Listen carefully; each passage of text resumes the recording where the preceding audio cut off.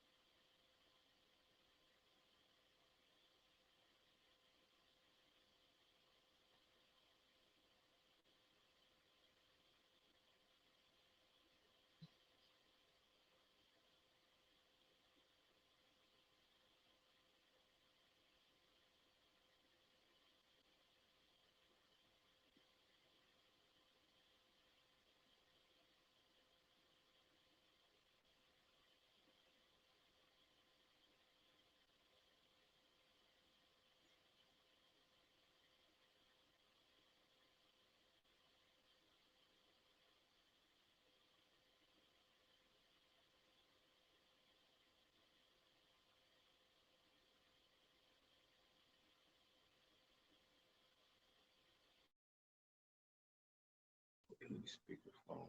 That's it. Oh, I know why. Why? It's connected to my headphone. Yeah. You all should be able to hear me now. Technology, gotta love it.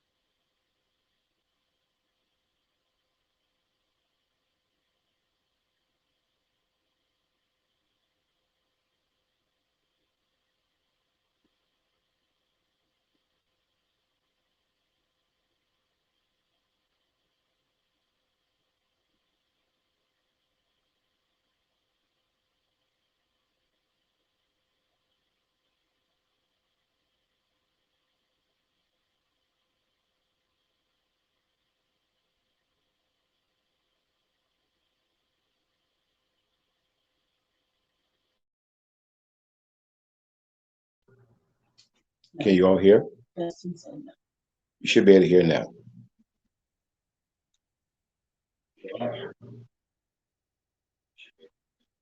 Can you all hear? Okay, there we go. All right. All right. There we go. All right. Technology. And you know, my producer, senior producer, is not here, so we're monitoring a lot of it on our own. So we pray again. We pray everybody is having a great evening. This is Bishop Tyrone Smith, my wife, Lady Simona, and this is our midweek motivation. Now, I want everybody to go ahead and share and like and all that good stuff. Go ahead and do that. We're not going to be on very long tonight. I'm going to share a couple of things, but we're not going to be on tonight very long. But I wanted to say again, happy anniversary to Pastors Antoine and Shelley Burton of Changing Lives Ministries in West Baltimore. Yes, I want to say happy anniversary to them. And then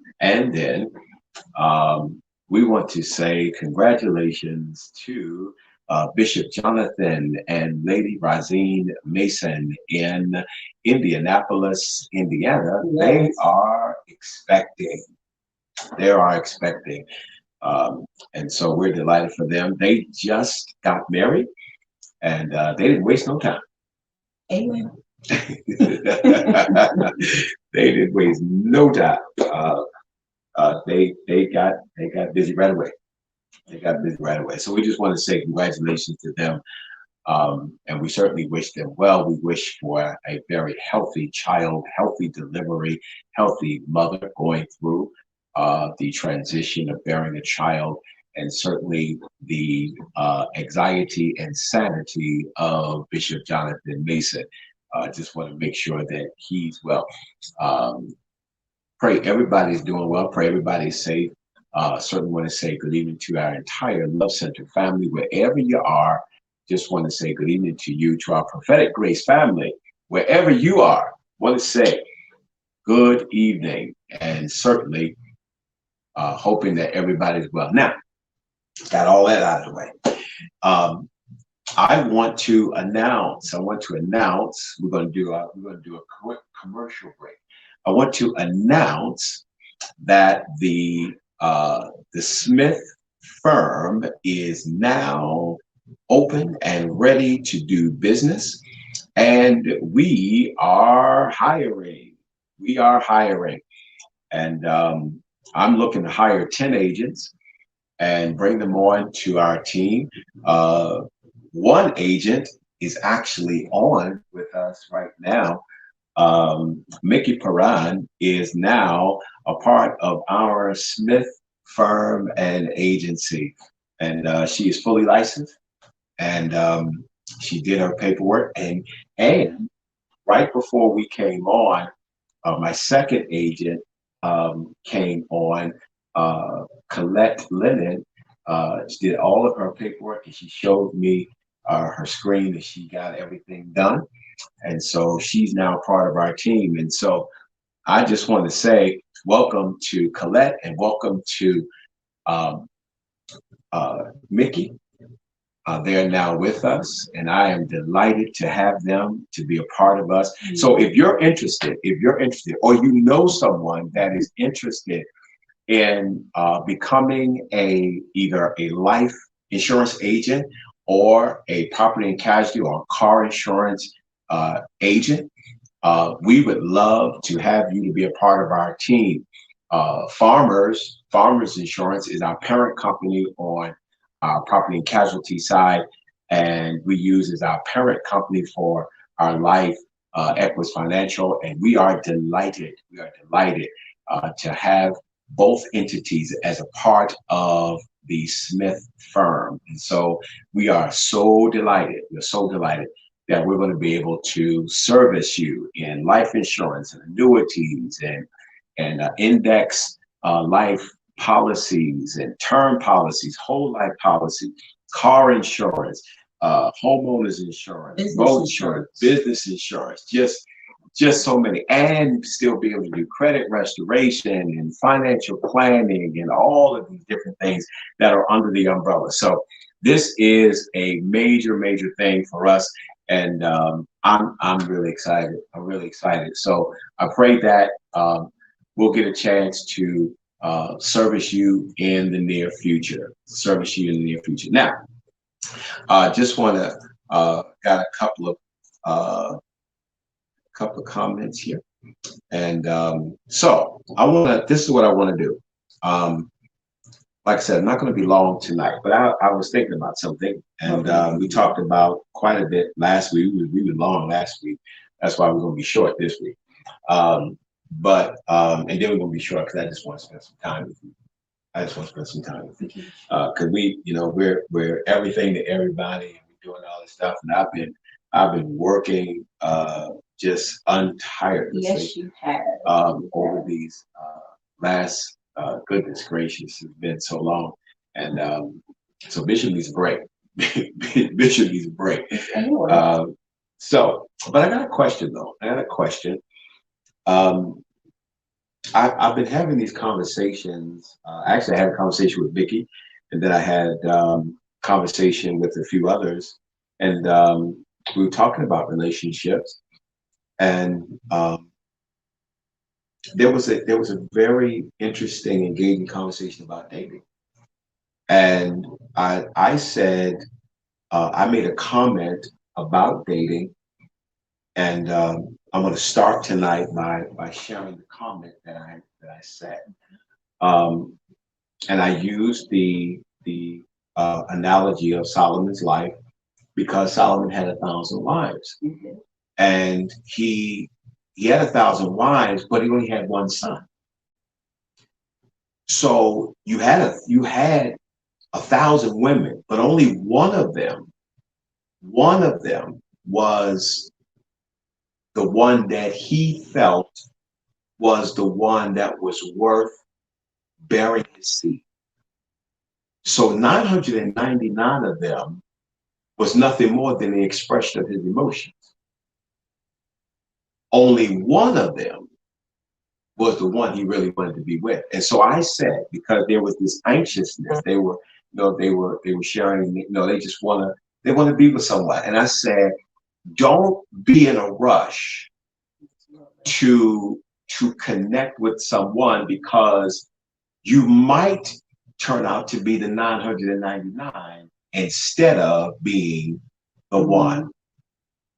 And I said to them, for a man, I was speaking from a man's perspective, because they were asking, when, what am I looking for? I said, this is what you're looking for. You're looking for a man that has had a head-on collision with himself. He's had a head-on collision with himself. He has come to grips with himself, and he is fully aware that I know what I want, and I'm no longer I'm not shopping around and playing the game of relationship. He's very sure, and that's why when we are older, it typically does not take very long before you really know if that person is it. And that's why it's peculiar to me when I see people in the later part of their life. Abraham Maslow's theory of needs suggested that when an individual crossed the 30-year plane, that's when life really becomes more serious. And you're more serious about your family, your career, everything. And so what's unique is I see these people that are 40 and above, and they've been dating like 3 years, 5 years,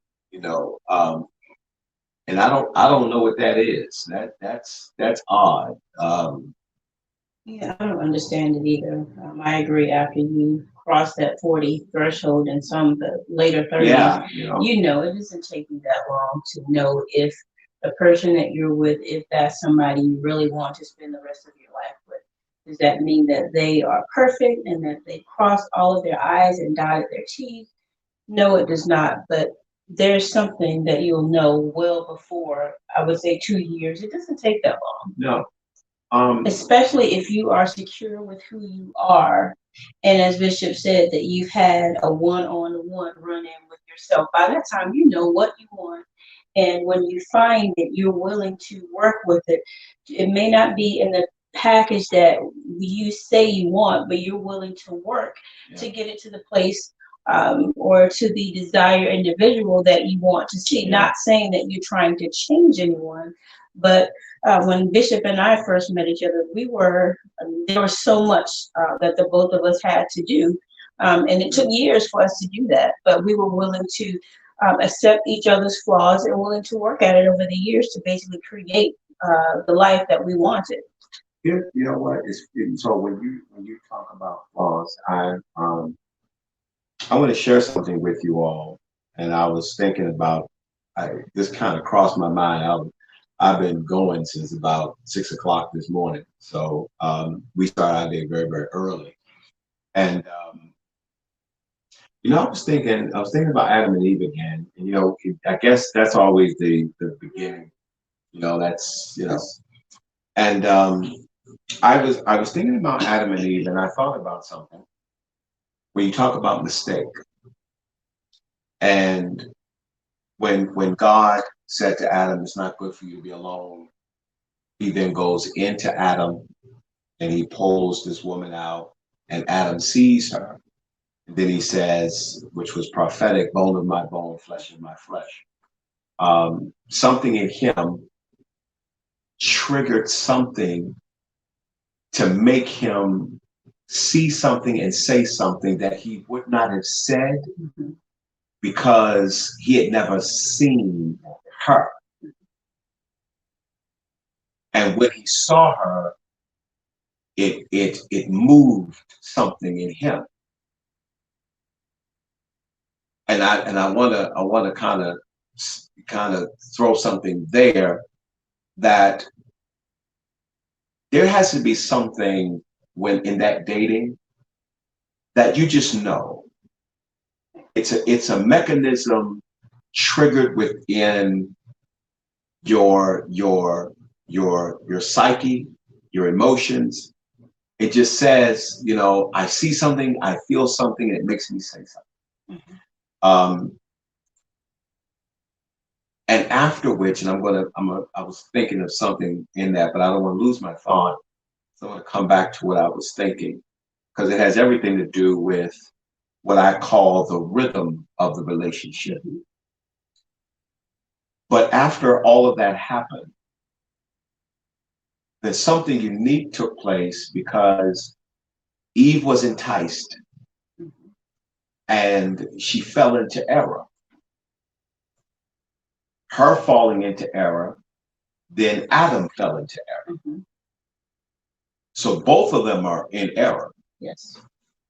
God comes to them, and so now he wants to have this conversation about the error. Right. He goes to Adam and says, "Hey, what didn't happen?" And he said, "It was the woman you gave." And I thought to myself, it's so unique how when something goes wrong, how we quickly pass the blame. Yes. Ironically, when God went to Eve, and I want y'all to listen to me. I'm speaking philosophical to the Adam and Eve story, but I want you to see something. When God went to Adam, Adam said it was the woman. Yes. But when he went to the woman said it was the devil, it was the Satan. Yes. Uniquely enough, even though it wasn't Adam, she didn't try to pass the blame on to him. She said, in a sense, philosophically, it was a spiritual thing. Adam went right for her. And I oftentimes wonder, are men at times more critical of women when they make mistakes than when men counter and make mistakes? Because it's almost as if it ain't almost. There are unique things that I see in the relationship or in dating that seems, if I could use a political term, bipartisan. And I'll tell you what I mean. When a man goes out and sleeps with a bunch of women, he's a dog, but you know, it ain't necessarily viewed in the same way. If a woman goes out and sleeps with a bunch of men, it's different. Why is that? I don't know. It's very societorial. If when a woman cheats, it's looked at one way. But when a man cheats, it's looked at another way. And some would say, well, that's not true. No, it's definitely true. It's definitely true. Because somehow, some way, society has, like clay, it has shaped and molded the way relationship is viewed. It's definitely, I would believe, more acceptable for men sometimes than it is for women, although it should not be. And does anybody, do you agree or disagree? Because I've seen situations where, if a woman does it, it is like, oh my God. I mean, it's like in the world. But when a man does it,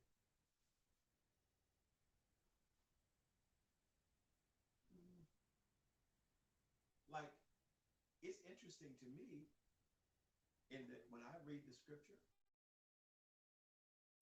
a lot of men who have so-called cheated, but not as many women. That is true. And I immediately thought about the woman that was caught in adultery. And they were very quick. And look at how they went for her. I mean, now the story really gives you an indication they were really setting her up. They were really setting her up. I mean, because you just happen to come in and you just happen to catch her in adultery. And uniquely enough, they don't bring them both. They only bring her. Yes. And I just. So that's not only if you look at it, that was back then. And that's and so this is my point, that it's unique that when in the basis of the relationship, it is almost as if there is a double standard or a pardon, a slighter pardon for him than it is for her. And I don't know why. I really don't. And I tend to really pride myself on having certain answers, but I was thinking about it and I really don't have an answer. I really do not have an answer to why that is. But here's what I do know. He might get a pardon, but he gonna feel the sting greater. Because there is no anger like a woman scorned. And it just suggests to me that you be careful, because she got a way of getting you. That revenge is a different type of revenge. And I'm not trying to suggest that that's what you do, But I just think that, we need to be careful because we should never want to become vengeful. We should be careful when we do that. But I just thought of that, and I just want to say, as I'm talking about that, there is no way that you're ever going to either date or to be engaged in any valuable relationship if you're not willing to do a couple of things. Number one, be very mature in your activity. Be very mature in your activity. What am I saying? I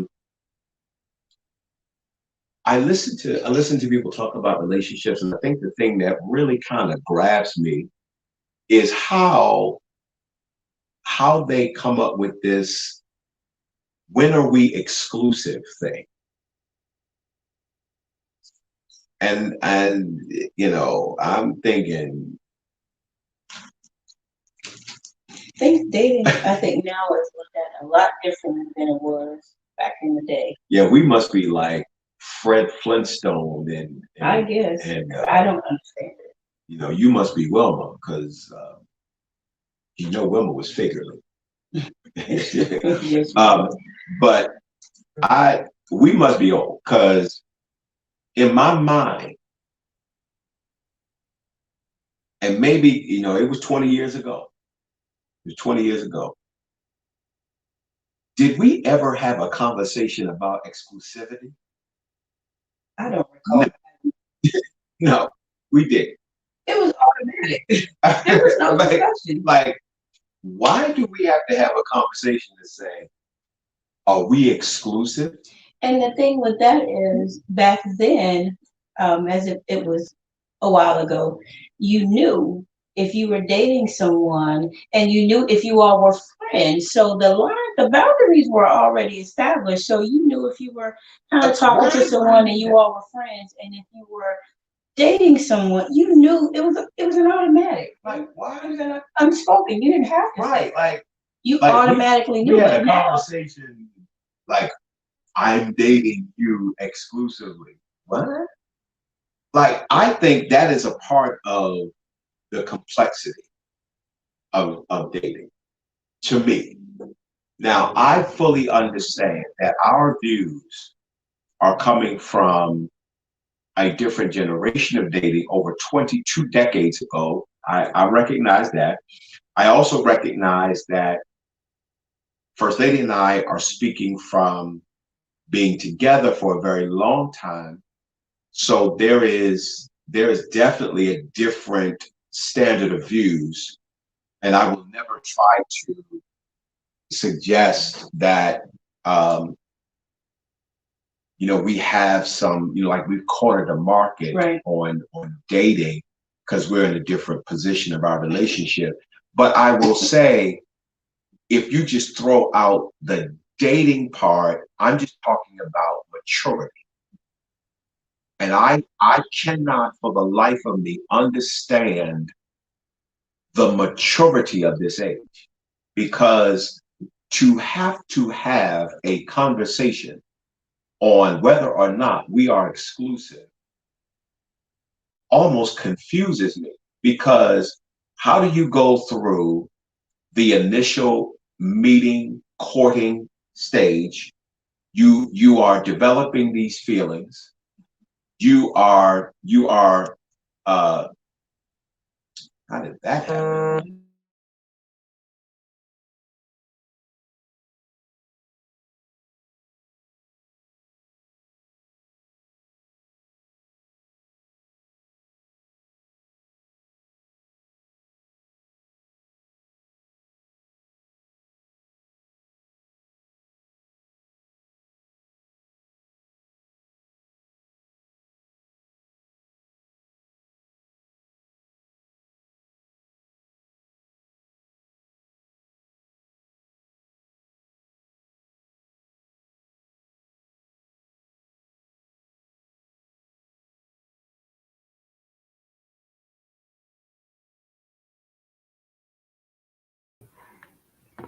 Going to switch.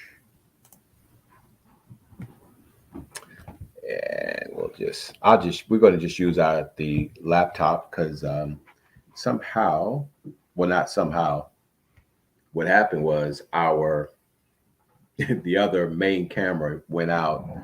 Um, so you all should be able to still see. Yeah. You all should still be able to see us and try to get you some good light. Okay, now, so you all should still be able to hear.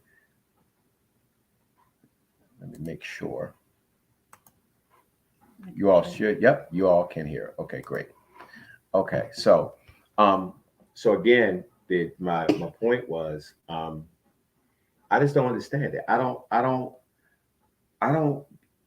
understand the minds of people now. Like certain conversations that I hear that they have to have,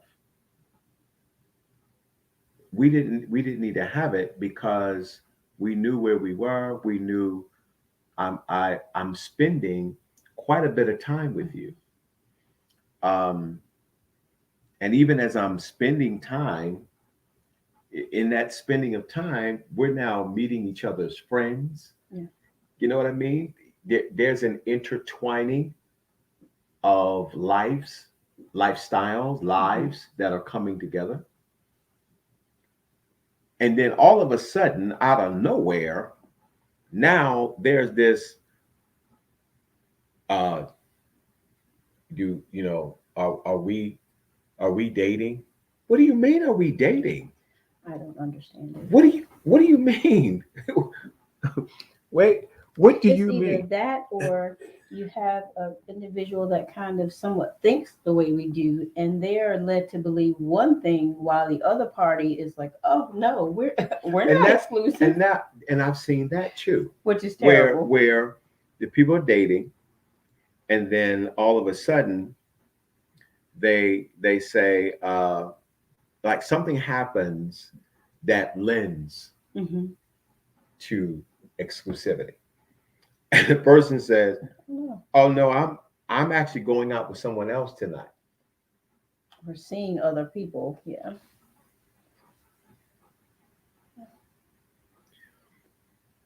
I don't care if you Christian or not. What planet are you from? That's the part I'm trying to think. What planet are you from?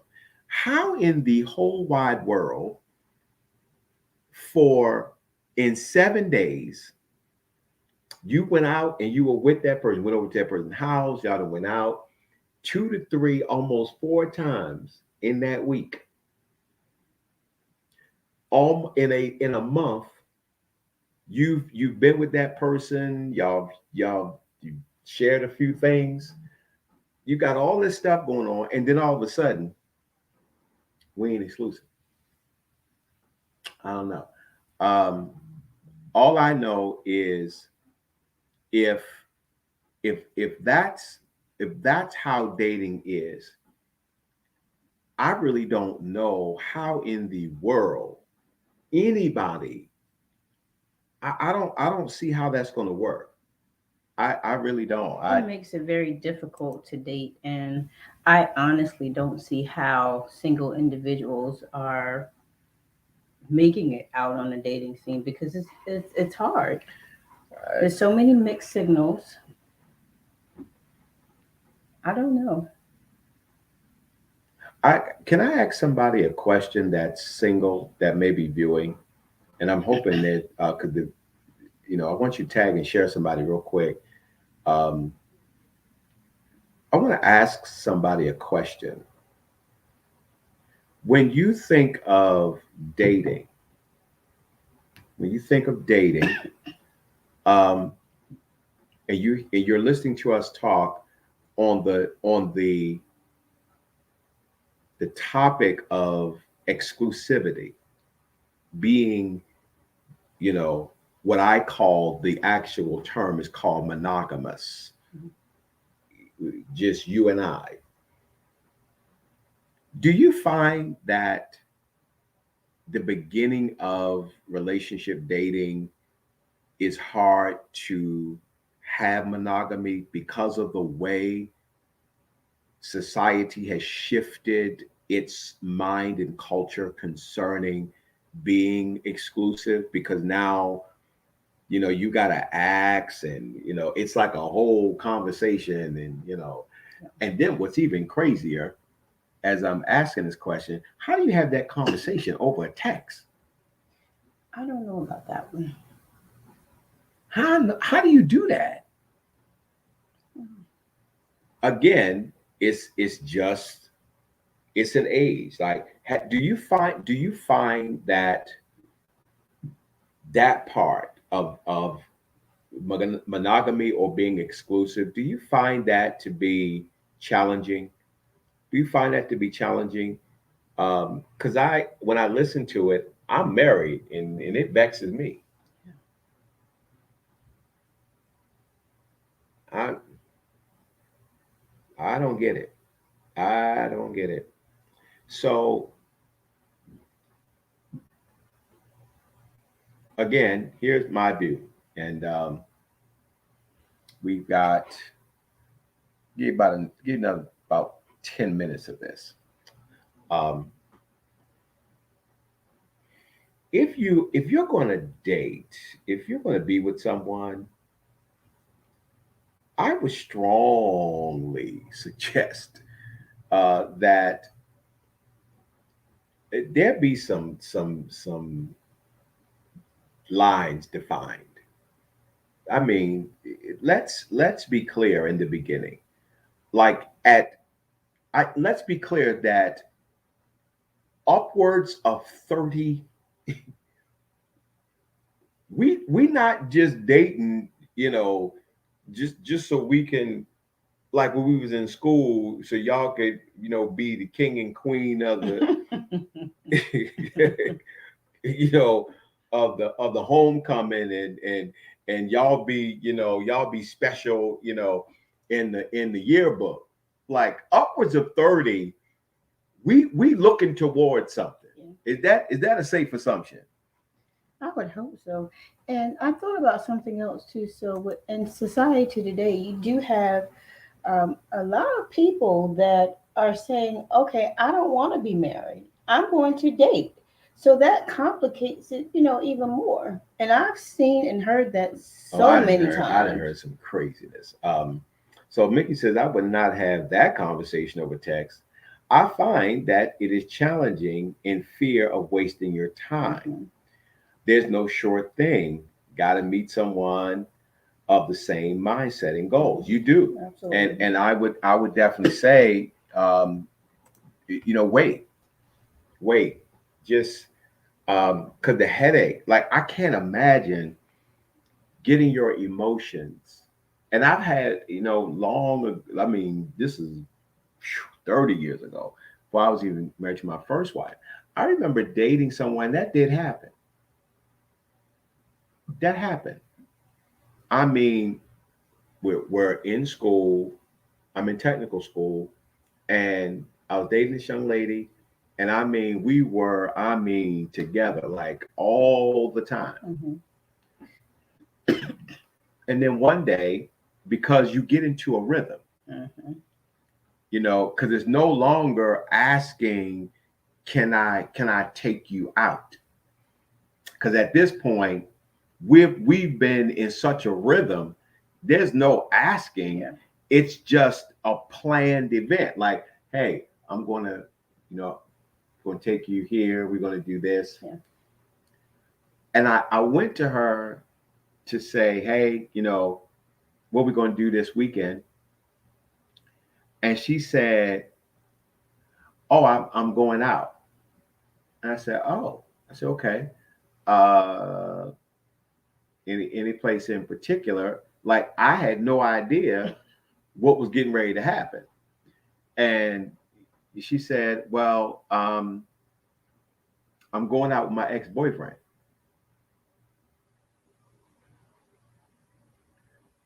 So in my mind, I'm thinking, okay, I clearly am on the yellow bus. I'm on the yellow bus. I'm on the back of the yellow bus. Like, what do you mean? I said, what do you mean you going out with your ex-boyfriend? I mean, we've been dating all this time. And she said, we're not dating. What? We're in school. We're having this conversation in school, and I am befuddled. Like, what do you mean?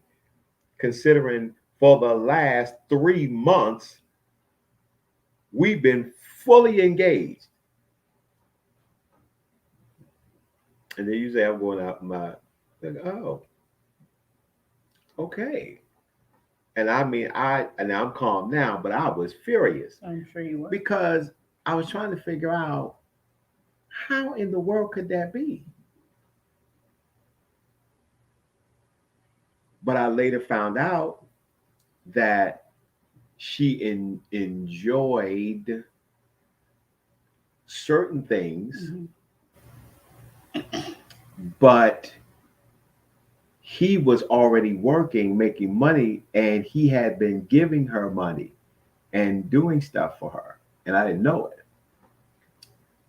But when she wanted the emotional part, She would come to you. she come to me. Because he wasn't good there. He was good because he had a car, he was making money, and so sometimes you got people that are playing the options because they believe, they want to hold on to this other thing because the other thing is good for this, and then you're good for that. And people play that game. And then when the conversation comes up about exclusivity, that's really what they're trying to say. They're parting between two different individuals. But see, why do you waste your time with that? Because while you're getting this from this person and getting this from the other guy, you could be spending your whole time investing in a relationship or being by yourself and not frustrated until that happens. That's true. It's a waste of time. I wouldn't do it. Well, I don't, why people do it, I don't know. To me, that's settling.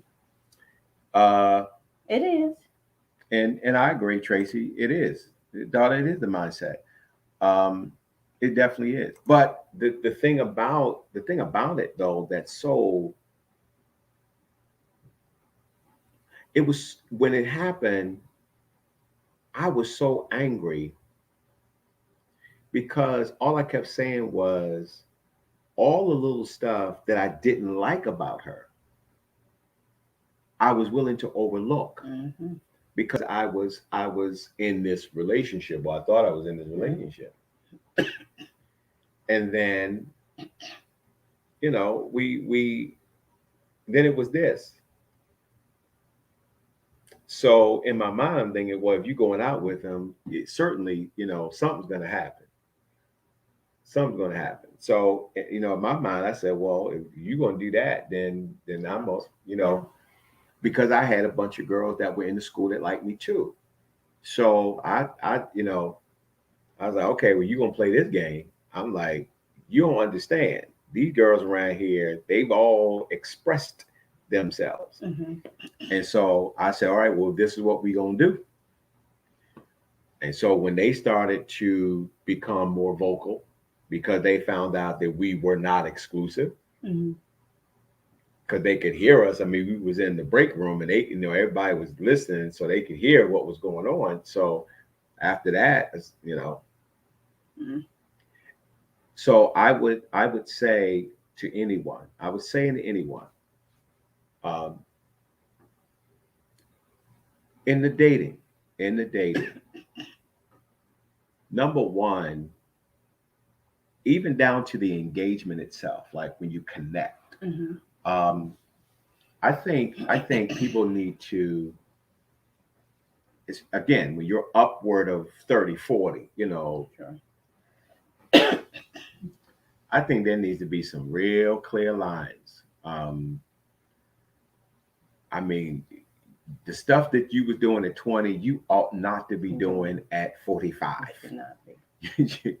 I mean, come on. I mean, really? I mean, come on. Not at 45. Not at 45. We, like, why you lying, at 45, where you at? Oh, I'm out. Really? But hopefully you can catch that early on in a relationship and be able to weed out individuals, Absolutely. like that. But out. What do you mean you out? Here is, to me, these are signs. If in the early part or during the duration of the so-called dating, exclusivity, whatever folk gonna call it, all up until that point, you are so detailed. I'm at the market, I'm getting this, and this, and I'm doing this, and this, or I'm at my job, I'm doing this, or I'm out with the guys, I'm doing this, right? And then all of a sudden it goes to, hey, where you at? Oh, I'm just out. And then it's that awkward silence. Okay, really? What are we doing here? I mean, what are we doing? We can't. Well, I think it's safe to say that they're not ready for a real relationship at that point. But yeah, upward of 30, late 30s, early 40s, when you meet someone, by this point you put it out there. Okay, this is what I'm looking for. This is not I'm not settling for this. This is what I want. This A, B, and C. And if you can't meet that, then that's it. Don't waste my time, and I don't want to waste your time. Absolutely. But those are things that should be established up front, especially after you well above 40. Do you all believe that that's too forward? Do you believe that that's too forward? Now, daughter said, exactly. Do you believe that that's being too forward, though? Do you believe that that's being, I don't believe that that's being, if a woman said that to me, I would be like, ooh, okay, that's great. She's direct, but I believe a man could appreciate that if you're very upfront and direct. That way he knows, okay, this is the type of woman that I'm dealing with. So in my mind, I would think he would automatically say, okay, well, whatever agenda I have, I can't, there's certain things that I'm not going to be able to do with this, with this woman. Because otherwise you leave it open to them. And no, keep talking. Basically play these games, these dating games, date other people when you have one thing in mind, and they're still wanting to go out and date other women. I hate the dating. So you have to establish those boundaries up front. You have to, and you have to protect you. That's how I'm looking at it, first and foremost, because Absolutely. you end up almost like yourself, giving of yourself and your time, only to find out this individual is basically, to me, playing games and wasting my time. That's what it is. So I would say be very direct up front. That way there are no questions. And then that also gives you an opportunity to decide, okay, if this is something that I want to deal with or not, based on the response that you get from him. So if he responds a certain way, either he's ready for a relationship or he's not. So, like Tracy said, we don't want to face getting us together before going in to a resolution. I had a man just tell me he has to work on him before he would even approach a relationship with me. I truly respect that respect that relationship, right? So then, one of my colleagues from school, he said, "I'm sure there's a gap between dating and becoming exclusive." It's Steve. Steve, let me tell you something. I am as a leader, and this is not even a Maryland thing, a Florida thing, an Indianapolis thing, a California thing. I've gotten a chance to travel. You got a chance to travel. Lady Tracy's got a chance to travel. I'm gonna tell you something. I understand evolution, adaptation. I understand social progression. I understand that. But something in this whole relationship thing has, I mean, it's weird to me. How do you spend all of this time with someone? I mean, you tell people about, hey, I'm going out with this person and all of this stuff, and then all of a sudden Mhm. you start to exhibit true single tendencies. Like you no longer feel obligated to say where you're at and all of these things. And then again, I'll go back to what I said before. And then it becomes very unique because when a man starts doing it and he feels like, oh, I'm being pressured, I feel like you're putting this pressure on me. Mhm. But the moment a woman does it, oh my God, it's viewed totally different. And there's a lot within the scope of dating and relationship that it is so weird at this stage in my life. I look back on certain things, and even though it is decades from when my parents dated, and I listen to certain things, I listen to things of the older generation. There are some commonalities of things that they said then that I certainly feel now. I agree. I do. I can't lie.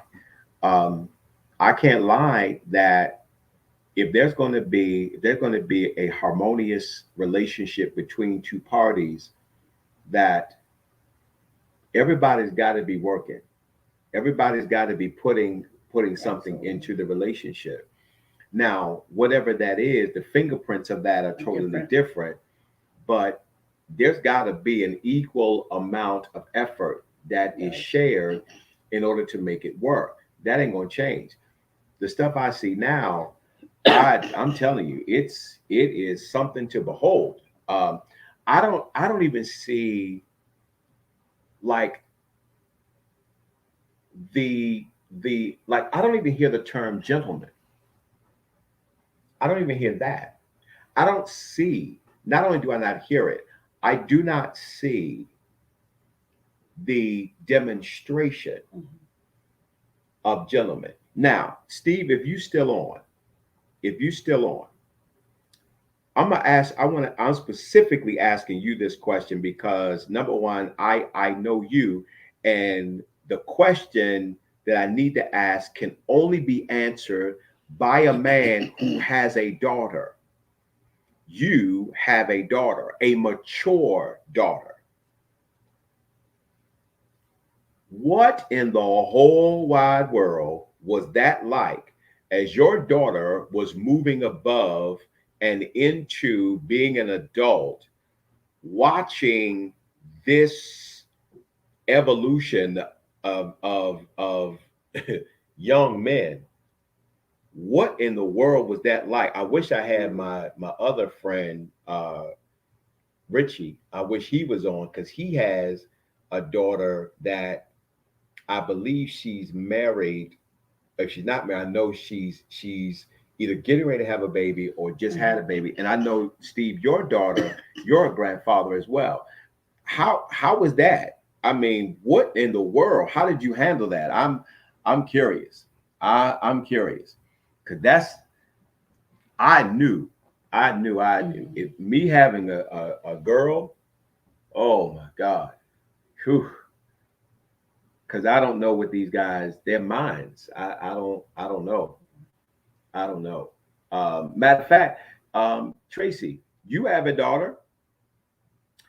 Uh, as a woman, how are you handling this whole watching these young men of this age that exhibit little gentleman like tendencies and characteristics, stuff that I believe that are still applicable? I wouldn't care if this was the age of slavery or in this age of advanced technology. Some I things just think don't that change. I still think that certain attributes of a man, he still has to be exhibited. Um, so I'm hoping that you all will answer them questions, because it to me, raising a daughter in an age where it is more insensitive than it has ever been, can be challenging. That can be challenging. Because even with our boys, we are very protective. We're not, we're not wardens. We're not that. At least one of us is not. Um, I ain't gonna tell you who, but it's a different time. It is. It's a different time. It's a very, very different time. And I don't know how folk, ooh wee, to have a girl, ooh wee. So, okay, so Steve says pure torture, as I figured, because you want her to mature. All you can do is guide them in what not to look for, but they tend to gravitate to that. And that's what I mean. Um, at the end of the day, you still want to come down to when they were ready and level of maturity. I'm telling you, because I see we played basketball, and back then, sports was definitely an attraction, um, and you know you kind of had your privileges, some more than others. So um, it's hard having a girl in this age. I couldn't imagine having a daughter right now. Ooh. She would be single forever. But again, but that's what he was alluding to when he said it was pure torture, because you want them to mature, but then you're watching the world, and then you're looking at your baby girl, and you look at the world, and then you look at your baby girl, and you thinking, oh my God, I got to release this girl into this. I mean, we felt some kind of way releasing Dominic, and he was a boy. And clearly, for anyone that don't know, there is a big difference between raising a boy and raising a girl. There is a huge difference. Um, it's tough. It's tough. And then,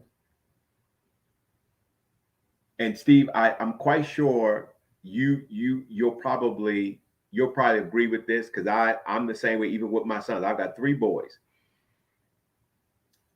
It became very important to me that as they were growing older, that they needed to see a very healthy example of what a man should be to a woman. I was very poignant about that. Very. And Steve, I'm quite sure as you were maturing yourself when your daughter was born, I guarantee you probably were much more conscious about your demonstration, knowing that your daughter was watching.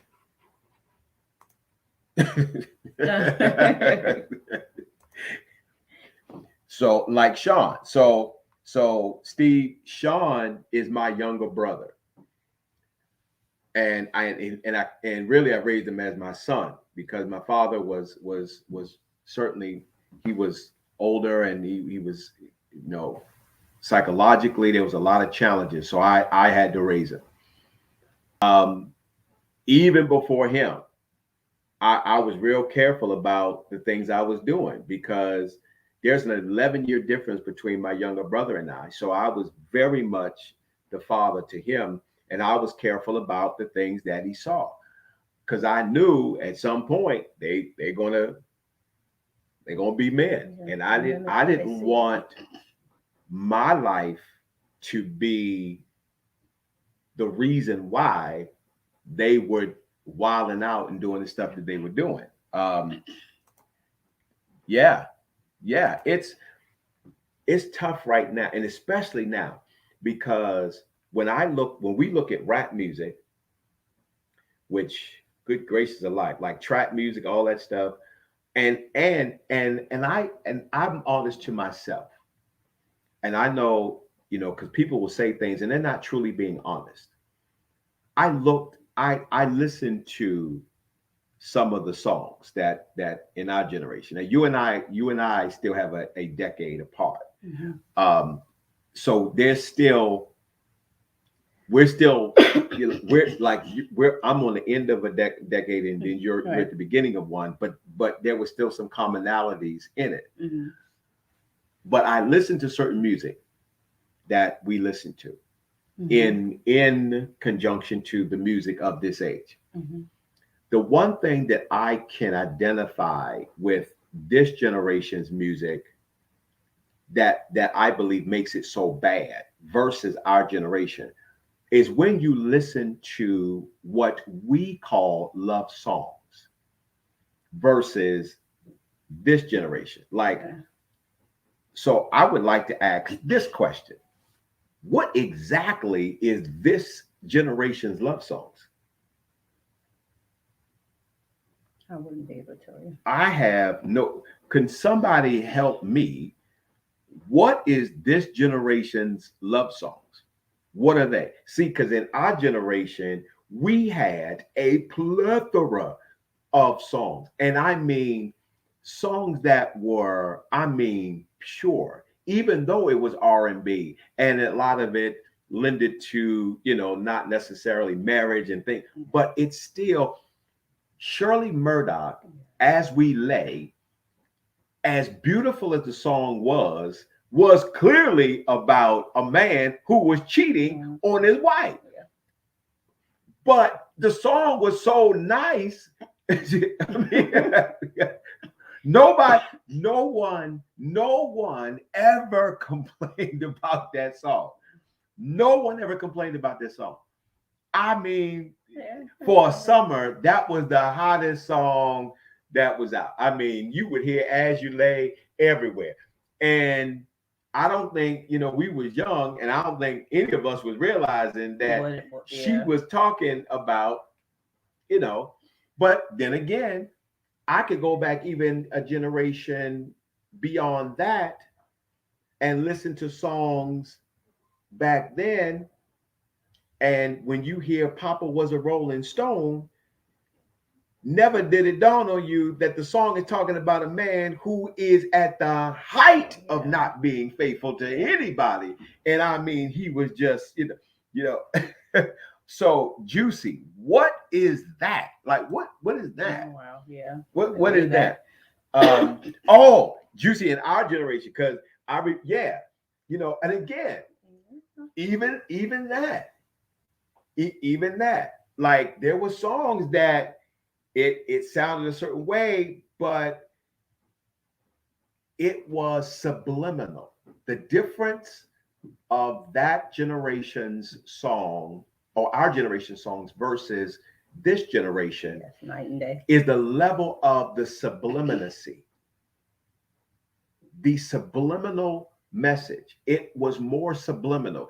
You were left to wonder or to think. This generation, you ain't got to wonder about nothing. Yeah. You ain't got to think about nothing. It's very, very, very direct. To me. Yeah, I know what you're talking about, because that, now again, that song was very subliminal. But it was great. But again, the further time went on, the further they pushed the needle.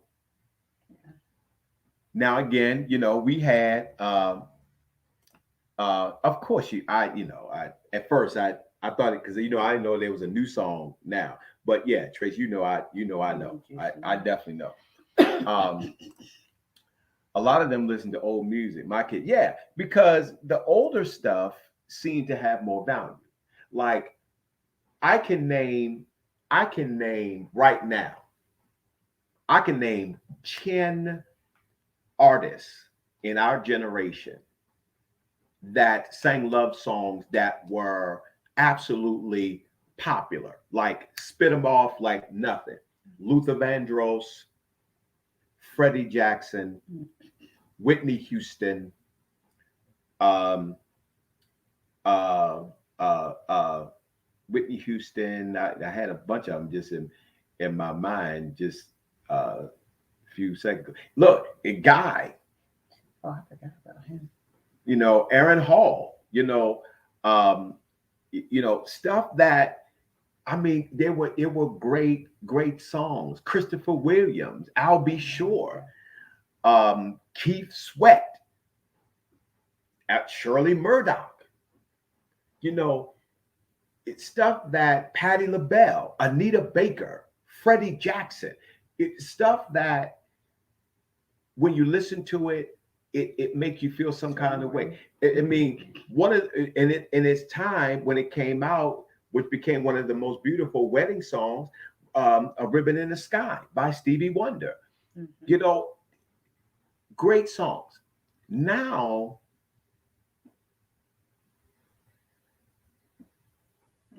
and so you wonder when you look at relationship and you look at what's cultivating it. The music of this generation does not cultivate nor stimulate the theory and thought of monogamy or relationship. It stimulates stimulation. That's what it do. But it's sad because this generation, they don't look at it that way.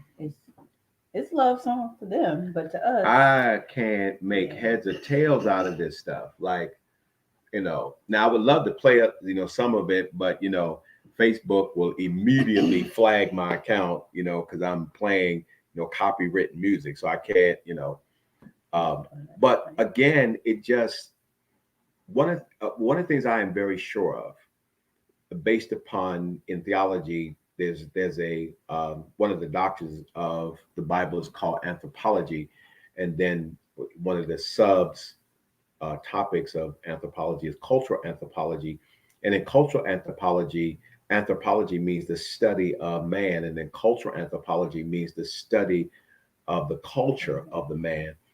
The one thing I am very clear, if you really want to understand a culture and you want to understand the people of that culture, all you got to do is look at what they watch and what they listen to.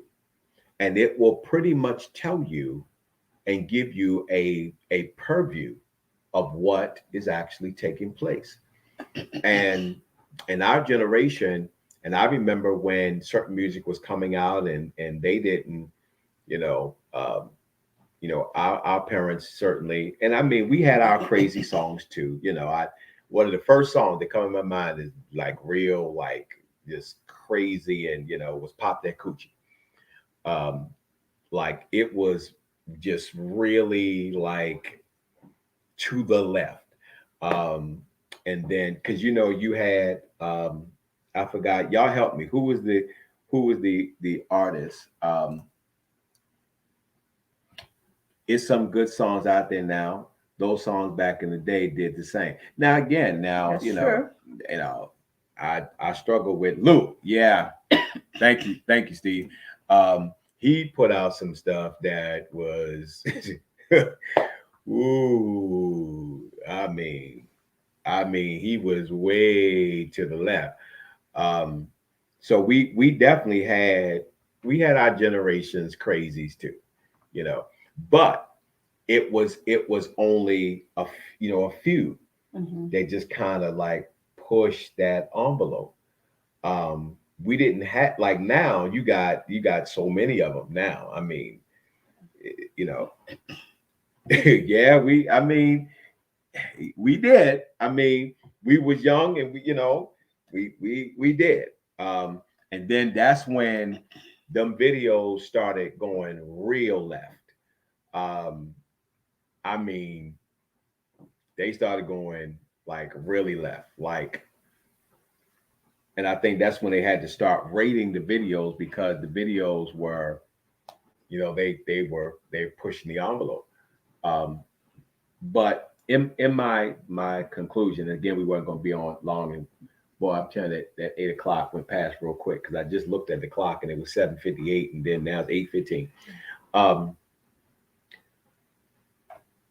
the whole theory behind relationship, so much of the culture is framing it, and that's why it's so confusing. I think oftentimes we forget some of us was in the same space as these kids. I agree. But I will also say that space that we were in, daughter, that space was smaller.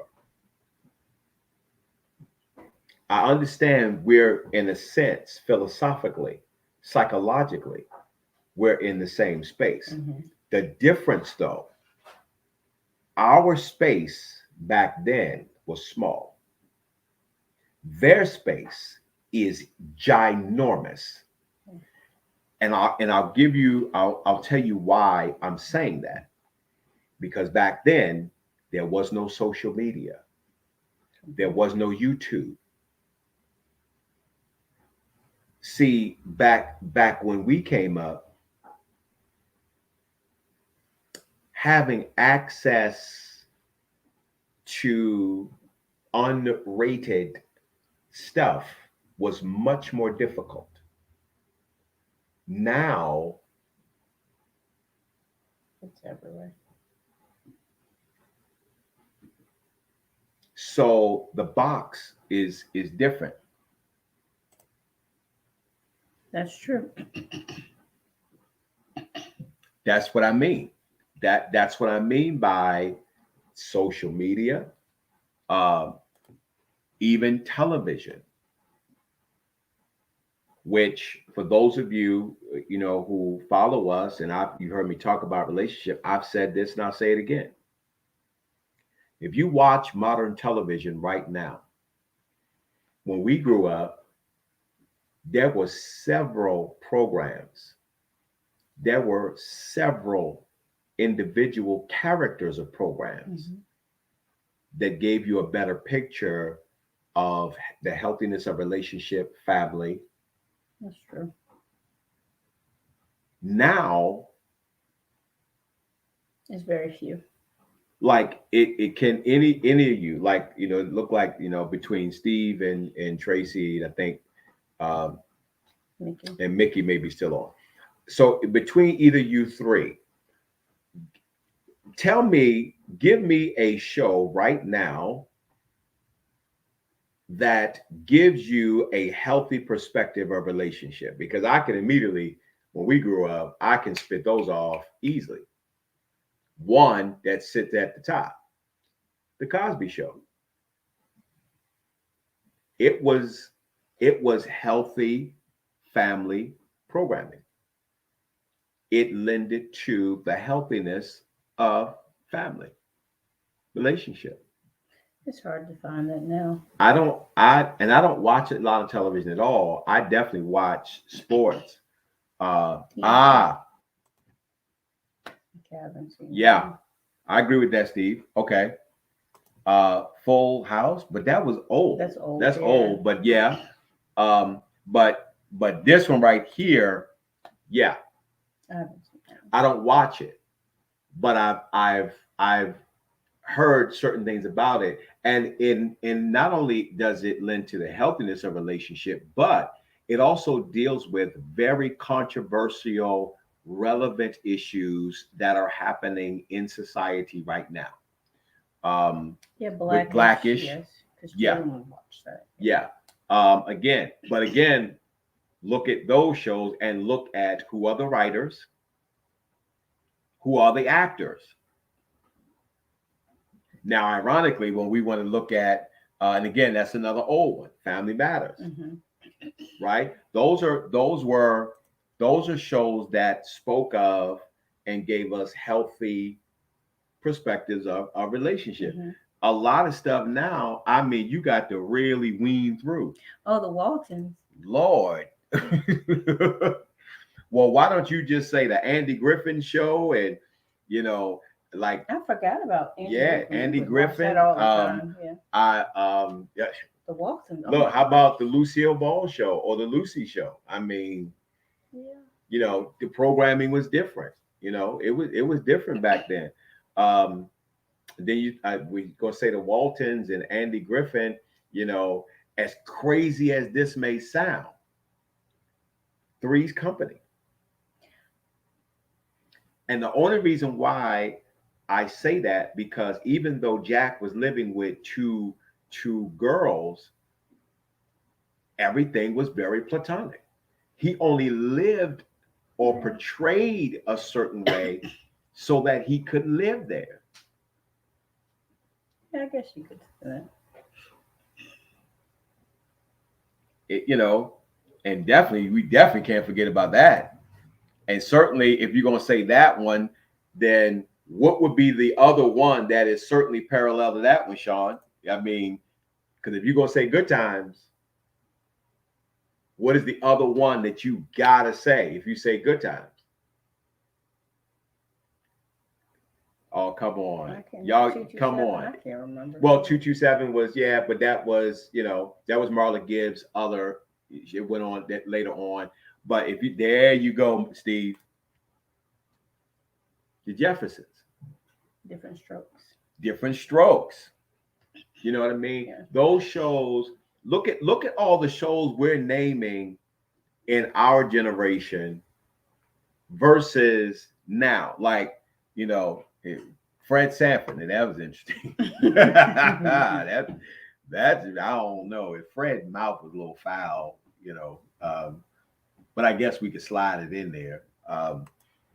But again, look at the number of shows we're naming in one generation versus now. Steve named 2. Who's the Boss? I forgot about that one. Now, and again, that one was very interesting because you're looking at the mother who, I think the husband had died, and she was taking care of the kids and hired Tony Danza as the housekeeper. And he lived there and took care of the house. And then later on, it took many episodes before they got involved. But look at how all of that happened. It was much more healthier. And then look.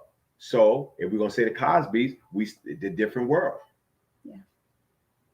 You see, and they took Denise into her college life, and they tried to show the evolution of how they grew up and the things that happened. And I mean, Claudine. Okay, I don't know that one. Is that a character or a show? I'm not familiar with that one. But again, my point is, we ran off. Dukes of Hazzard. My goodness. Did you say Dukes? I did. Yes. What, do you understand? That's what we got, Daisy Dukes. Yes. Right. Yeah, the Bernie Mac show. Yeah. Now, and again, and now here's what's interesting about the Bernie Mac show. The Bernie Mac show did not portray the Bernie Mac, the comedian. Mm-hmm. It spoke more about life, family. Yeah, Sean, that's your sister. I don't know what in the world the Dukes of Hazzard. Ooh, that's funny. But again, that was fun to watch. It was fun to watch. I mean, I'll even go a step further than that. And I wasn't trying to go longer, but since we're here, even the cartoons, the level of vulgarity, profanity, and and pushing the boundaries of sex in the cartoons now, totally different when we were. Totally different. There was nothing sexual about Speed Racer.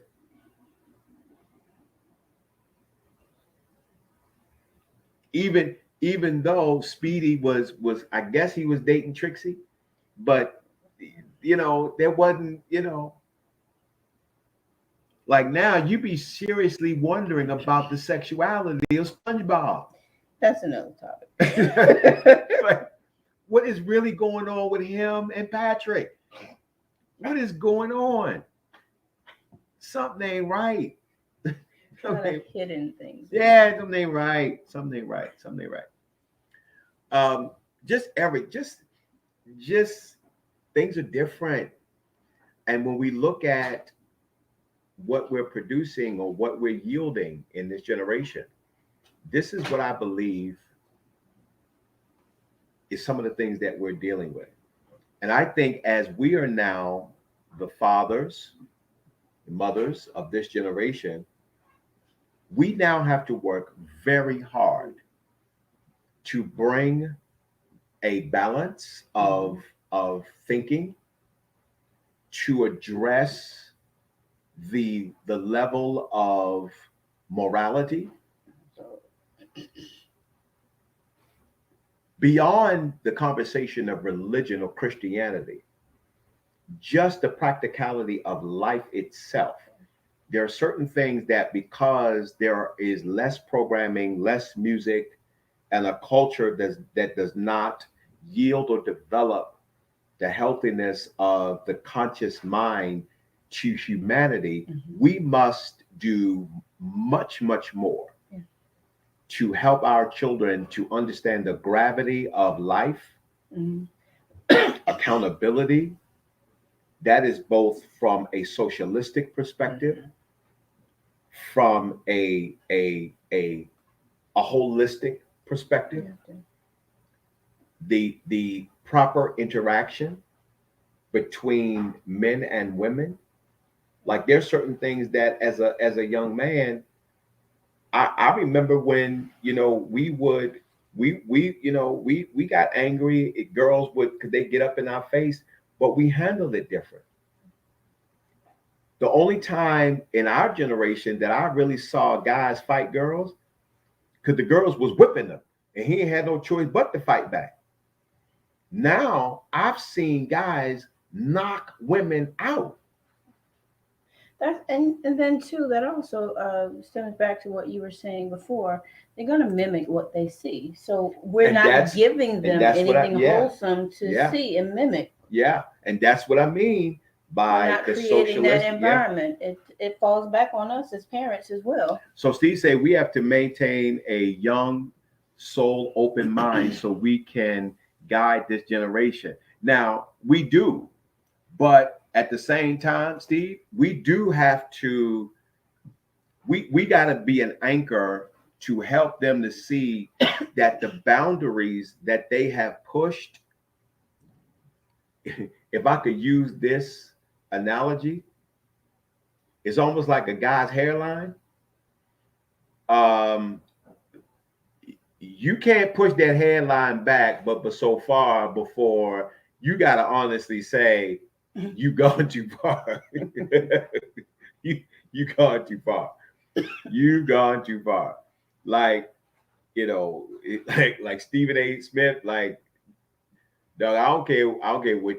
I don't care. You definitely you are probably one of the most analytical, and you are definitely the most charismatic, flamboyant sports analyst that is on television. But your hairline is still jacked up though. It's still messed up. So Tracy said, yes, on point, Steve. Well, some of us have created the foolishness with these boundaries. Yes, that's so true. We definitely have. And Apostle Good McCray, evening, Apostle. Apostle is on. How are you?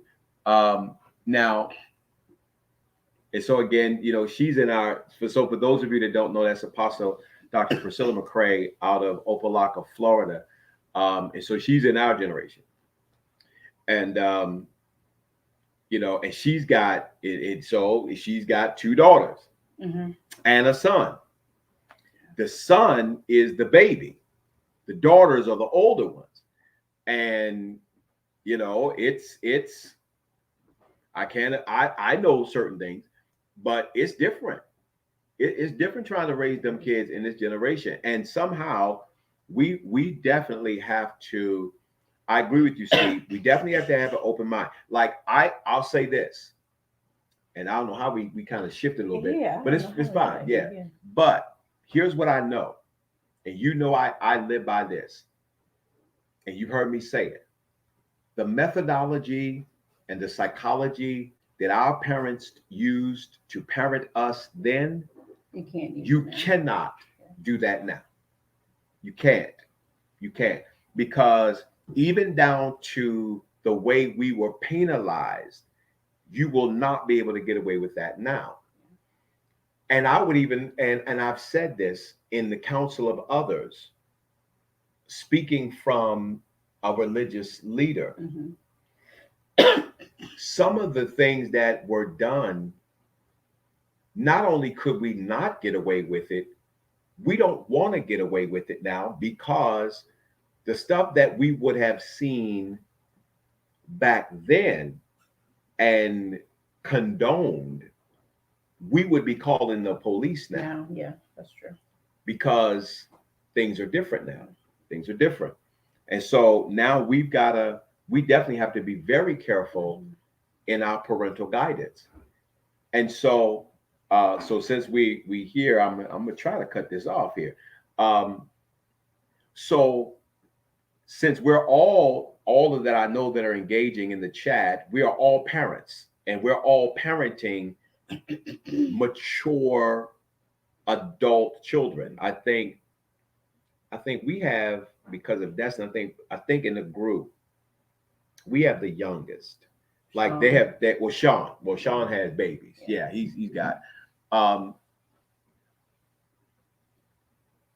Steve, you brought up a good point about being open. Without getting into the graphic or the detail, what is our approach as we are watching this evolution of this generation? It's music, it's culture, it's clothing, pants down and all of this stuff. How do we, or what do we do to police and or cultivate, counsel this, what I call a generation that circuitously is, and just so you know, circuitous means to take the long way around. They are going, like if the straight and narrow was, is the way that they are going, I mean, they are way out of the boundaries. I mean, way out. So how do we counsel it? How do we speak to it? How do we approach it? Because if we're going to be open, and this is where this comment is applicable. Let me go back to it again. Well, some of us have created this because instead of trying to cultivate the boundary, you just let them go and let them do whatever. And so now, once they've gone too far, now you want to say something or you want to do something, but you have sat back and been absolutely passive.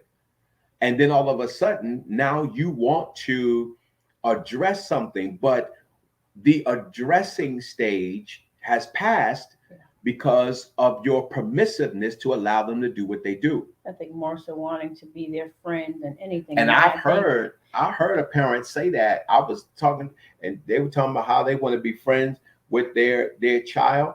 And I'm gonna tell you something. I don't care if this is the 50s.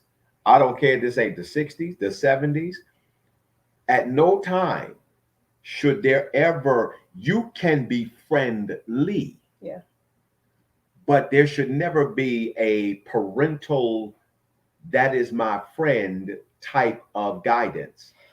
Yeah, I agree with that, but look at the age of a lot of the I get parents it. now. So that I get also it. plays a major role in that too. Yep. Yep. Yeah. Yep. Because that, I mean, Steve, you are on it, because that vernacular lends to a familiarity. And just like, here's another one, the common use of the term bruh, which I heard a child say that to their parent, bruh. And I thought to myself, oh my God, let me get in position to catch this boy, because he get ready to get the knock out of him. And you know, this is, it's different. I mean, but even with our kids, some things that they say we have to, it's not Rita, often. how are you? I pray you and your sister well. Keep talking, First Lady. It's not often, but I mean, it's been a time or two when one of them have said something and they slide it. But you see, but again, but they catch them. But look at how we generation. But look at how we pull them back in. We pull them in, yeah. Right? Because in the moment, you know, we laugh and joke and he's like, bruh, I am not your brother. Like, let's not become overly lost in the moment. And we're not doing that. No, we're not doing that. We're not doing that. We're not. So Dr. McCray said, apply the word in all circumstances. Now, here's the issue, Apostle. Here's the issue. I understand what you're saying. I understand what you're saying. I've always taken the stance of being a parent because of the cunningness of the current generation. Okay, I get it. Now, but let me say this to you. Because when you are that way at home, and that's what you do, but because Christianity itself has become so watered down, it has become flaky, it has become very superficial, it cannot speak well of itself, it cannot define itself well. And so when you're trying to apply the word, I could easily tell you that the use of apply the word is actually contextually misappropriated in a lot of things. And I've had to correct many people who would say, I'm using the word to deal with my home, my business, my affairs, and they are contextually, they're not there. So go to, so Tracy says, I'm so glad, I guess mom taught structure and discipline. I was a teenage mom and my mom played no games. Now, again, because here's what happened. Mom realized, all right, my daughter done went out there and she did something, but that still does not mean that you're going to just be a rebel to the cause just because you done went out there and you done wrote a check that you're behind can't cash. So mom knew that I gotta bring you back in. Yeah, I figured you were talking about your mom. Yeah, we do.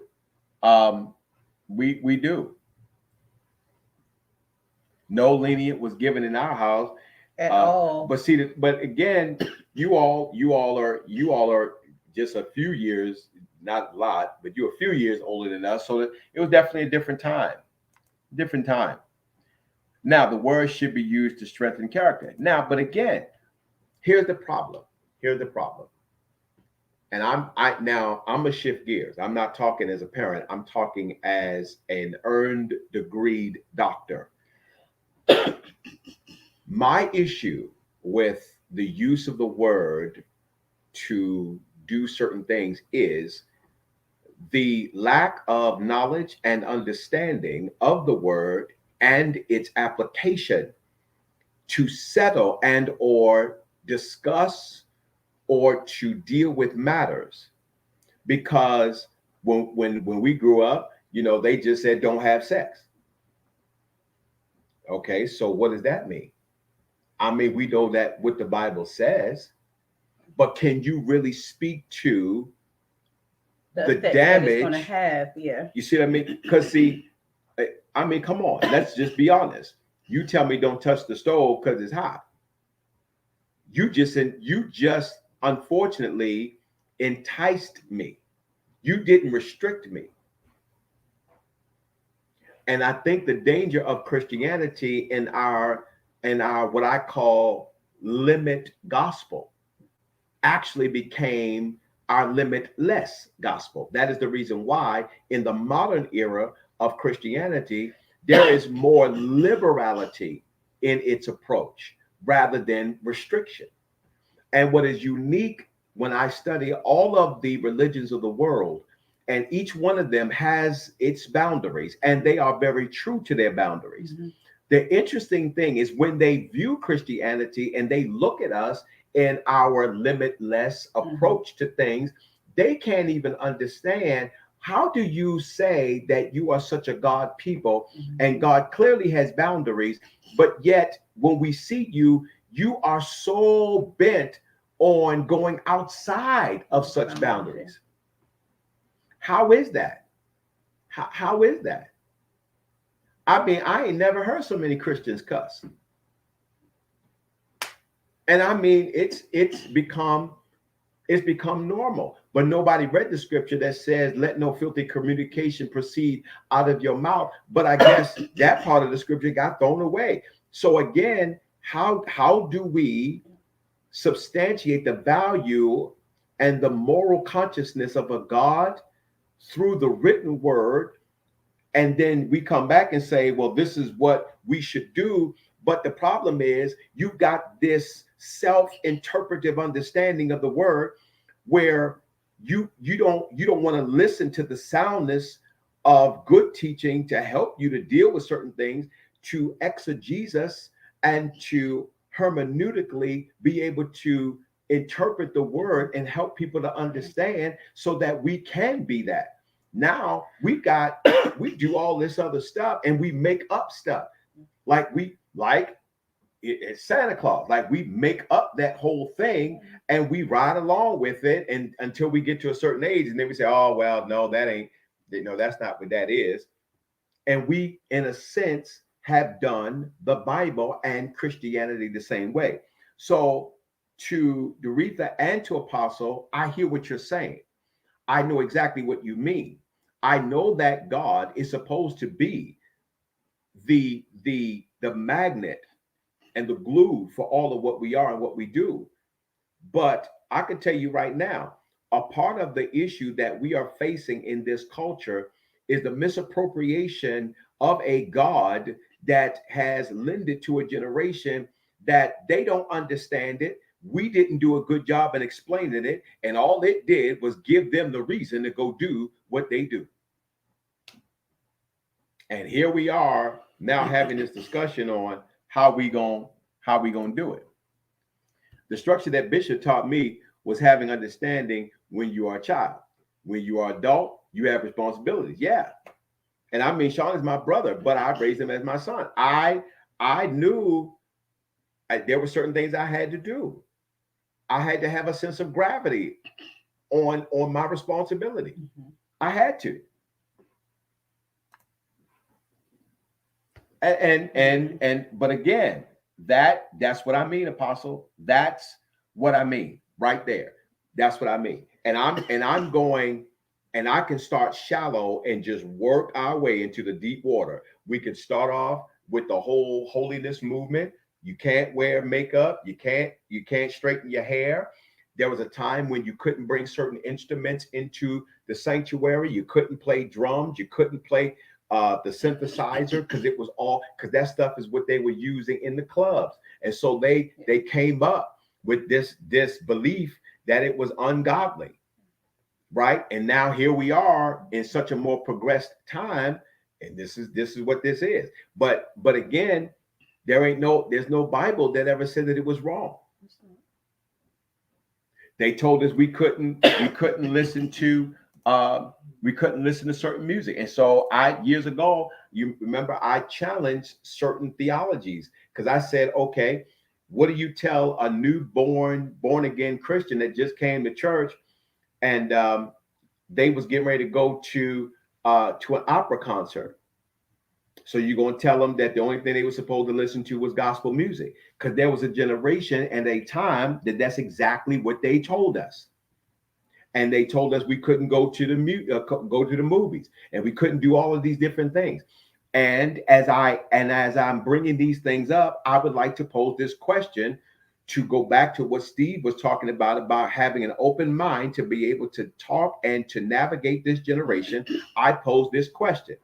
In the theory of all of these restrictions that we lived through that said that we couldn't do this and we couldn't do that and we can't have this and we can't have that, what did that yield us? What did that yield us? What did it give us? What did it do? What did it do? Because I have the answer, and I'll help you.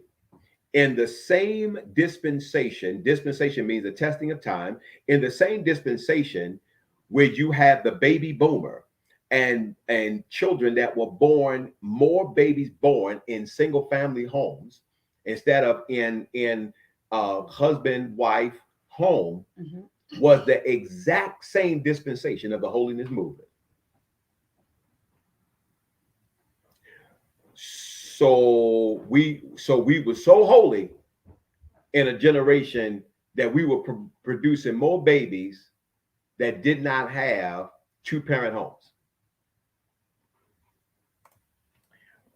That's scripture being used to further the current agenda and not truly pronouncing the true term in which it really means. And again, and in every generation, just like politics, this is what happens. We're not necessarily pushing the actual theology of the word and the study of God into what it really is. We are pushing the current agenda, whatever is popular. I think it still goes back to what we were talking about initially, how the culture is influencing everything, starting with relationship and even to the church. It's the same thing. Because we become so free and lenient, allowing some of everything is acceptable now, and that's influenced by the culture. And clearly, I was having a conversation. This is a while ago, actually, when I was in my class.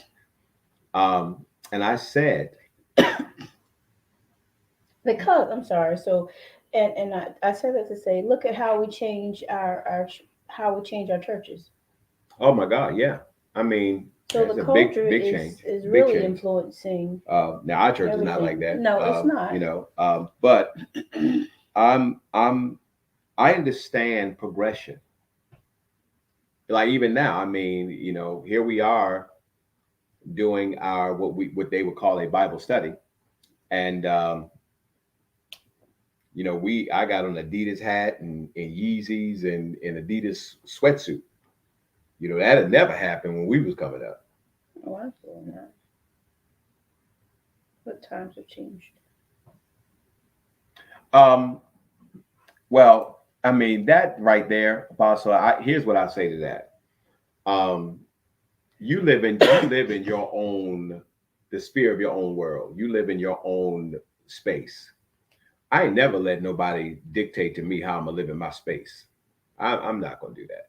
And again, that comes when you start getting the gray and, you know, and you know, your body start changing. You start thinking less about what folks say. You really do. You really do.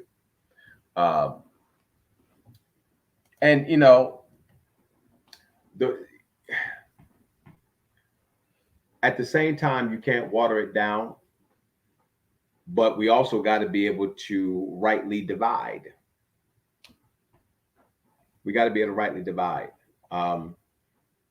which goes back to Steve, what he was saying, that we have to have an open mind. At this point, we have to it is one thing to have the strictness of a Bible believing family. Mhm. It's another thing to be able to articulate the Understand word, it. understand the Yeah. word, and just like God does not put us in a box and put a mechanism on our back, twist it, and then says, now be robots and do what I say. Um, without getting deep into theology, the most beautiful thing that God ever gave mankind was in all of the law, which was the strictness of what he wanted, the boundaries. Mhm. He realized that in all of his boundaries, no matter how much the priest would come to atone for the sins of man, Mhm. man could never get it right. When he sent Jesus into the world to redeem man back unto himself, Mhm. even in redemption, which there is no more beautiful thing, because redemption and or restoration, true restoration, is not a indemnification. There is a difference between restoration and indemnification. Indemnification, which is used more in insurance, um, which we'll take a commercial break and I'll come back to that. But in indemnification, it is to restore an individual back to the state that they were before Mhm. the fall and or accident. But restoration is not only to restore them to that place, Mhm. but to restore them even further, Yeah. to give them something better than what they had before the calamity. Right. The beautiful thing that God really did for us was in the assessment of understanding the proclivities of man, what he could do, what he would do, Mhm. and what he did do. And then in doing so, all right, so we got a hacker on. This is that's a hacker. So make sure no one click that. We'll just block that. In doing so, what he did, he gave us grace. Mhm. And what is so beautiful about it, he measured it to everyone in his own way. And he knew each individual, how they lived their life. He gave us enough grace Mhm. for our lives. He put us in the earth, never told us how much we had, because grace, in the sense of monopoly, was like the get out of jail card. Mhm. So he never told us how many get out of jail cards we had. Right. He just, in a sense, let us know that you had it. And we live our life. And as we get older, we are really in need of less grace, because now we're coming into the understanding of them boundaries. So as we're having this discussion, and I'm trying to kind of, navigate us through this, almost like a tutorial, how we're going to negotiate in this era of a generation that seems to really push the envelope. That is where Steve's this comment on being open, that's where that comes from. It is an open-mindedness to say, I know what we were, I know the boundaries that we had, and I know why we had them, but we only know that now. Yeah. We had to live a little while, and we had to use a few of them get out of jail cards. Now in this generation, many of them are not even having the opportunity to get out of jail because they are exiting so quickly. That's true. And that is the other part when I look at this generation versus our generation that is troubling. Because the things that we would get into that we would have to reach for the get out of jail card, some of them have pushed the envelope so far. Mm-hmm. They have gone beyond the boundary so vast that they don't understand the severity of their actions. So Tracy said, my parenting has not changed. My boys know they have never cussed around me, and I get up the most respect. We don't teach that. Now, again, I agree. And I, some things should never change. I would never, my children, no, we're not having that. But again, we know of a situation where it's just blatant disrespect. But and we know a situation like that, and it's just but it also speaks to where the parent is, and that as well. And I'm gonna tell you, I know a situation where there is some guilt because of one parent, and because of things that happen during the progression of the children's lives, that they feel guilty that they had to be exposed to certain things. So in exchange for that that duration of time that they had to deal with things that they were not happy with, they've taken the padlock off of the fence, and in a sense almost taken the fence down, and just allowed them a course of freedom. But the sad thing is they're blinded by the guilt of what they experienced as a parent, parenting with the other parent that unfortunately during that time it was not good and they divorced. So now these kids they're doing all kinds of stuff, and and then it's bad. Absolutely, First Lady, but we see it so often. But remember the structure of the home. Yeah, absolutely. Absolutely. It is a different time. As a matter of fact, it's so different, which again, we had a village. We had a true village. We had a true village.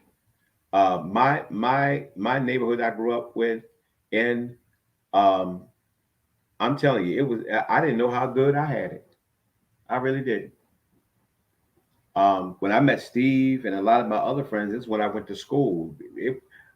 Most of my friends were right on my block. I didn't even need friends. Everybody was on my block. Mm-hmm. And everybody knew everybody, and everybody was involved with everybody. But now you barely even know your neighbor's name, and they live right next to you. You say hi, and that's it. Things are different. And so, Lord Jesus, it's not. Listen, yes, it is. Let's table this, because this is a great engaging conversation of generational parenting. And I know we started off about relationship, and then it yielded into parenting, and it seems to, and they do. You're right, Lady Tracy, they do. They go through a lot. This conversation has really been very engaging. I believe it was very stimulating. And I also believe it was very therapeutic, because we got a chance to revisit some of the things of our lives, as well as looking at what is happening in this generation. All of us in the sphere of our influence have a voice to many of these young people, some greater than others. It is definitely going to take a very strong collective group of people. Um, it's really gonna take a lot, because I just do not believe in this generation as it was in the generations where we grew up, where at times you would have single voices that would herald a sound to provoke us to be, to do, to move, Mhm. to be steadfast, to be influenced. I don't believe that we Not a will single have, voice, right? Not we will, anymore. I don't think we'll ever have it, Mm-mm. because there are too many different theories of thought now. We have to, we do, um, we really do. But my concern, Doretha, is what example are we setting? When when we do counseling, I always ask this question. I always ask this couple this question. If you take all of the people of your past and all the people in your current present, and you look at all of the relationships that you've ever seen, and that's both of the people you like and even the people you don't like, I want you to put them all in one pot, and I want you to ask yourself this question. Of all the relationships you've ever seen, how many of them would you say gives you a healthy perspective of relationship that you would want to pattern yourself after? And in many cases, many of them, in 20 years of being a counselor and really focused on marrying people and to introduce them into the nuptials of marriage, the highest number I've ever heard was five. Five. Five, they saw five couples that they said was, and I'm talking about collectively, they saw five. So in psychology, they say that you can only be as good as the company you keep. Birds of a feather flock together. Humans are creatures of habit. If there is any, if there is any truth to that, that the propinquity of mankind is more susceptible in its movement because of the ecosystem that we live in, and not necessarily the independency of our minds and or theoretical or psychological thinking, then that means the majority, not the minority, the majority of what will ever happen in society has more to do with the movement of the culture than it would be the independency or even the greatest influential independent mind, which I believe that we will, in as we yield to what will be an ending of a time. I don't believe that there will never be a Martin Luther King Jr., a Malcolm X, a Marcus Garvey. Even in our age, I've watched uh, Michael Dyson not have as strong of a voice. I've watched, um, um, well, unfortunately, Tavis Smiley. He got caught up in some things, and he lost the measure and the influence of his voice. Cornel West, you don't hear him as much as we once did. Dick Gregory, who went home to be with the Lord, who was very demonstrative and vocal, um, It's just not the same. In our era, it was Reverend Dr. Jesse Jackson. He's getting older. Al Sharpton is now kind of become more of him in the modern age. But there is no singular voice that moves us as it was in the generations that we were in. And I do not believe that there will be. So if that's the case, and I end on this thought, if there will be no independent voice that will move us as we were once moved culturally to deal with certain matters, and as we are watching this age of evolution with these young people, and in our day we did have those types of voices and we don't have them now, where does that put us? How will we collectively, if there will be no independent voice, how will we collectively come together to be a collective one voice? Because I don't believe it's going to be a singular person, but I still believe it can be a singular sound, but it has to be a collective sound. It all has to agree and we all have to say the same thing in order to win a generation that is struggling to not only present its identity, but in and of itself have a voice that lends to progression, adaptation, and evolution. I pray that you all really enjoyed tonight. I pray that this was a great conversation. I pray that you were moved by it.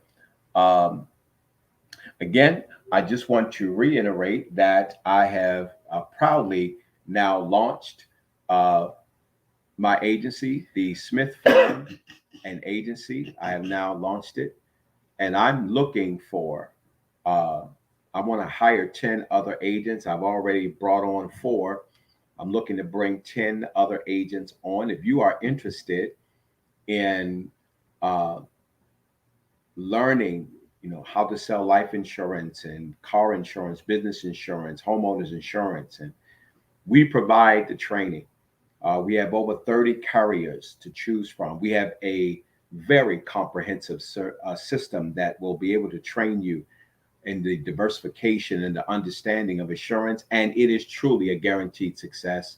No doubt about it. If you're interested, please, I would love to hear from you. You can give me a call at 443-898-8178. Again, that number is 443-898-8178, or you can email me at bishoptsmith@hotmail.com. First Lady, it's been good. I said we wasn't going to be long, but I guess somehow, some way, we got a good flow of conversation, and I enjoyed it. I definitely enjoyed it. I know it was certainly different than what we typically would do, but it was definitely good. Thank you so much, Dorita, for being with us tonight. I don't know if your sister was with you while you were watching, but you all have been so good to us. We've not seen you all in so long, but I certainly thank you for staying connected, and I certainly just always appreciate both of you.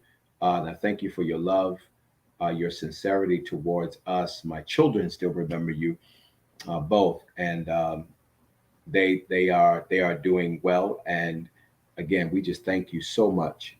Thank you so much for being with us and always showing your love toward us. Thank you, and we love you. We love you all too. We love you too. We love you too. So listen, join us this Sunday for the Love Center Cathedral virtual experience. It's Sunday at 11 o'clock, where we get a chance to share the gospel of Jesus Christ and to administrate the service to all of you that would watch. Thank you. Thank you so much. Thank you. So we hope that you can join us. If you missed Sunday, certainly at any time, if you go to our website, www.tlcmd.org, that's the Love Center Maryland organization. If you go to that website, www.tlcmd.org, you'll be able to watch the replay not only of our the week's service, but you can also go to the service archive and you can view services that we have had over this duration. Certainly, COVID-19 is still there. The Omicron variant is still there. Right now, we have closed our doors to the church because of wanting the safety for all of the guests and friends and family that attend our church. We chose to err to the side of discretion at this time, and we have closed the church so that we can be safe. So we're in virtual, and we can continue to spread and preach the gospel, and we will continue to do so. And so we'd love to have you. We would love to have you. If you miss it, again, you can watch it by replay. And then certainly we will be back here next Wednesday at 7 o'clock for the midweek motivation. So listen, want everybody to continue to be safe, continue to wear your mask. And at this point, the way that the administration is going and the way that they are now really challenging us concerning vaccination at this point is really going to be a no-brainer. If you're going to travel, you're going to have to be vaccinated. If you're going to, even certain levels of employment, you're going to have to be vaccinated. So it's really not even a question at this point. It's just, you're just going to have to get it done. So listen, I want everybody to be safe. On behalf of my wife and myself, we certainly thank you for joining us on tonight. We want everybody to be safe, be well. This is the Love Center. It is truly a church where love is in the center. The Lord bless you. We look forward to seeing you all, whether on our Sunday service or right back here for our midweek motivation. Take care, everybody.